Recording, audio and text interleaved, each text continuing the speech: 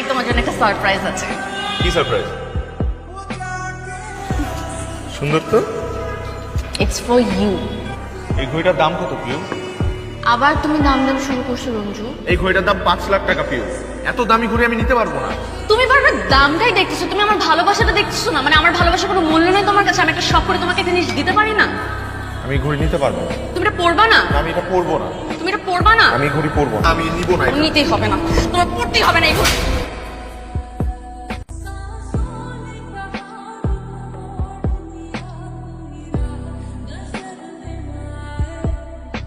এই যে দেখো আমি পরছি, এই যে আমি ঘড়িটা পরছি, আমি কথা দিচ্ছি এই ঘড়ি আমি কখনো খুলবো না। রঞ্জন, শুনছিস কিছু? কি? গতকাল রাতে রনি সুইসাইড করতে নিছিল, হাসপাতালে নিছিল। আমি বাসায় নিয়ে এসে আমি দেখে আসলাম। তুই এই কথা আমার আগে বলবি না। রঞ্জু,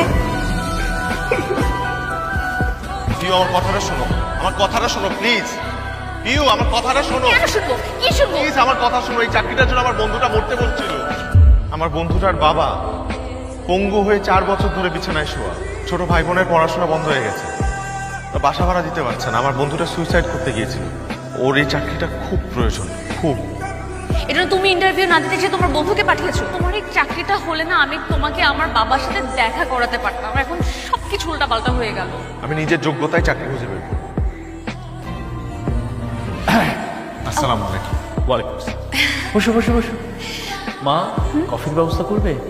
শিওর, কেন বলবো না? কফির কথা বলেছি। তোমার হাই অ্যাম্বিশনটা কি একটু বলবে? আপনার মেয়েকে ভালো রাখা। আমার মেয়েকে ভালো রাখতে গেলে you have to earn something. তুমি তোমার চাকরিটা তোমার বন্ধুকে দিয়ে দিয়েছো। ওই চাকরির কারণে আমার বন্ধুর পরিবারটা বেঁচে গেছে, তার জীবনটা বেঁচে গেছে। নিজে বাঁচতে গেলে আগে নিজের প্রয়োজনটা দেখতে হয়। কিন্তু তাই বলে কি আমাদের আপনজনের বিপদের সময় আমরা তাদের পাশে গিয়ে দাঁড়াবো না? জীবনটা এভাবে চালানো কঠিন হয়ে যাবে। লাইফের অ্যাম্বিশনটা হওয়া উচিত আমরা সুস্থ সুন্দরভাবে বেঁচে থাকবো এবং আমাদের আশপাশের মানুষজনকে নিয়ে বেঁচে থাকবো। বুঝলামই না, ড্যাড আমাকে পাঠাতে তোমার সাথে এমন কি কথা বলবো? তোমার ড্যাডের মনে হয় আমাকে পছন্দ হয় না।